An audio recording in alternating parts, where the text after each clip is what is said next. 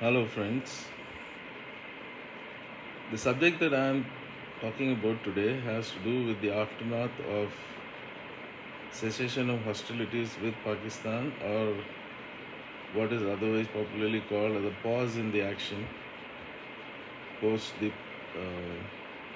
bombing of the 11 locations in Pakistan.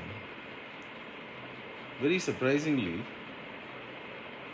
some of the main opposition parties decided that this is a treacherous act and that we have lost the opportunity of taking over maybe POK or destroying many other parts of Pakistan.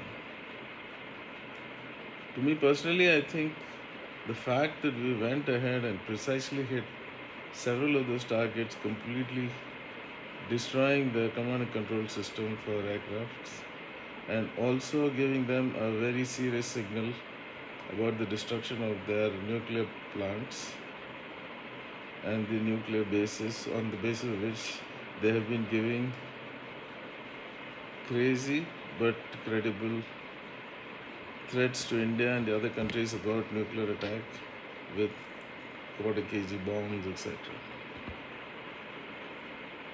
What is surprising to me is also the follow up by the leader of the opposition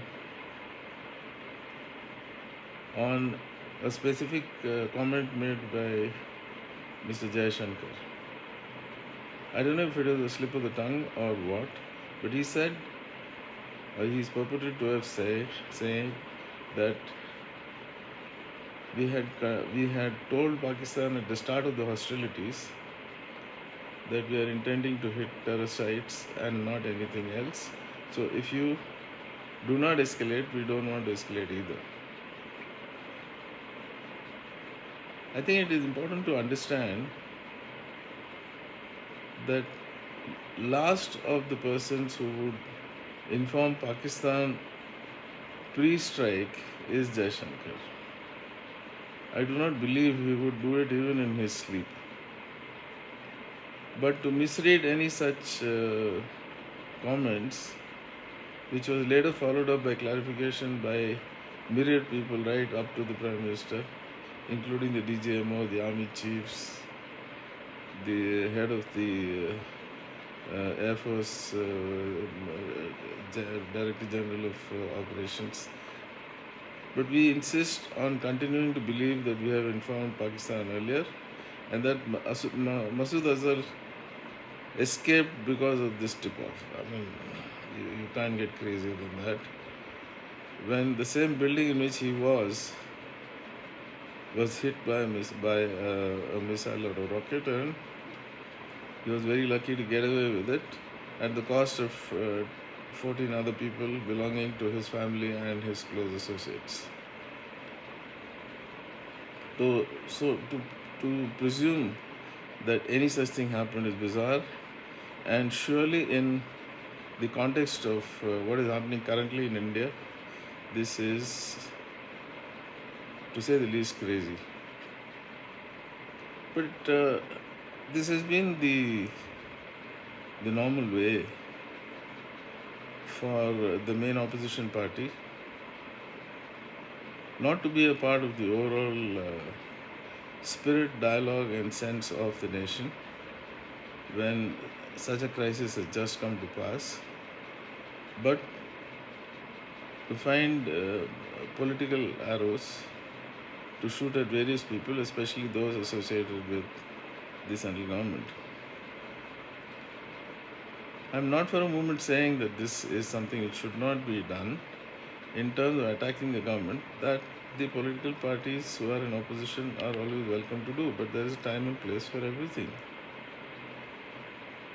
You cannot be, on the one hand, saying, I will cooperate with whatever the government wants to do, and after that start to point out crazy gaps, which even if you assume is a gap, to presume it is sedition or anti-national is going too far.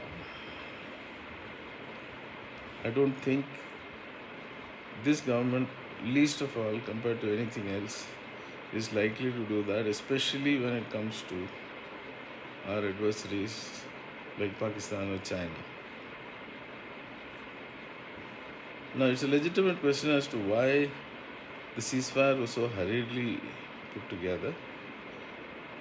I think there is a certain gap in what is being said about just the DGMO or just the US government saying that we were the people who got it done.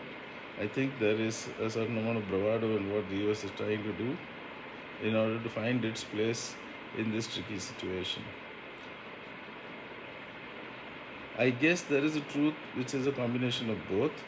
The DGMO is surely called, US has definitely intervened, and I guess taking into account the overall consequence of saying no, we will continue with the hostilities, the decision was taken, I guess, at the PMO's level, saying that okay, enough is enough, we have achieved what we wanted to achieve, give them a bloody nose, and we are ready to stop the hostilities.